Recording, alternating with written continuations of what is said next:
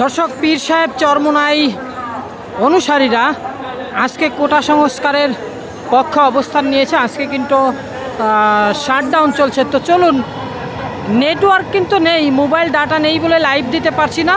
তবে এই মুহূর্তে আমি রেকর্ড করছি, রেকর্ড করে পরবর্তীতে এটা ছেড়ে দিব। কখন ছাড়বো সেটা সুনির্দিষ্ট সময় বলছি না। তবে আজকে ভিডিও রেকর্ডের আজকের তারিখ বলে দেই, সময় বলে দেই। আজকে 18 জুলাই 2024 এবং এই মুহূর্তে ঘড়ির কাঁটায় 3:31 বাজে।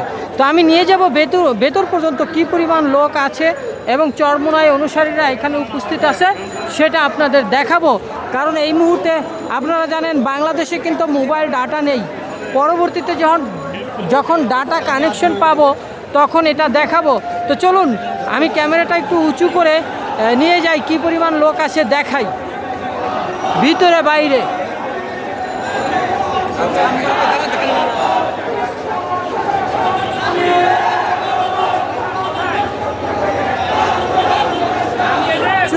স্লোগানে মুখরিত করছে।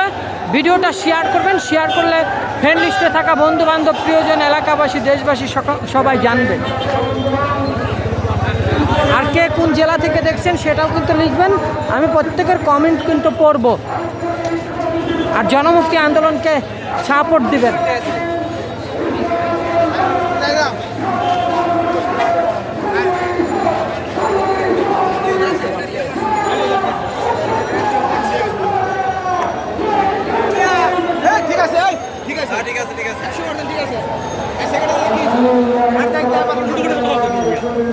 এখন একেবারে ভিতরে যাচ্ছি, বাইরে দুই পাশেই দেখলেন, এখন ভিতরে যাচ্ছি।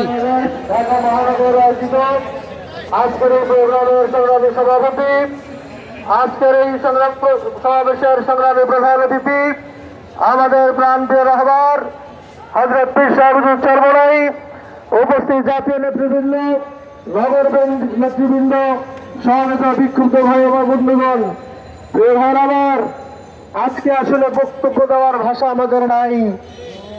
আমরা ভাষা হারিয়ে ফেলেছি। আমরা গত কয়েকদিনে যা দেখেছি এটা কোনো মানুষ দেখতে পারে না, মানুষ সহ্য করতে পারে না। আমার ভাই আবু সাইদ হাতে তার সামান্য একটি লাঠি ছিল, কোনো বন্দুক ছিল না, বুক পেতে দিয়েছে। এই বুকের উপরে যে গুলি চালিয়েছে সে নরে পশু ছাড়া কিছু হতে পারে না। যারা নির্দেশ দিয়েছে গুলি চালানোর জন্য তারাও নরে পশু ছাড়া কিছু হতে পারে না। যেই সরকারের উস্কানিতে হয়েছে সেই সরকারও মানুষের সভ্য জাতির সরকার হতে পারে না। এরকম অসভ্য সরকার, অসভ্য সরকার বাংলাদেশের মধ্যে একটি স্বাধীন দেশে থাকতে পারে না, থাকতে পারে না। বিশ্বকর্মা, বিশ্ব মিডিয়া যখন, বিশ্ববাসী যখন এই দৃশ্য দেখেছে, আমরা লজ্জিত হয়েছি।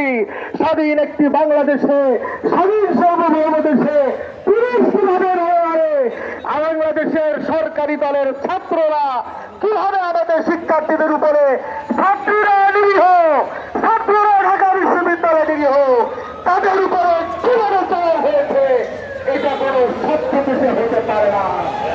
গতকালকে আমাদের প্রধানমন্ত্রী বক্তব্য দিয়েছে, হাত দেখিয়েছে, আমরা তাকে কিছু ভুলে গেছি।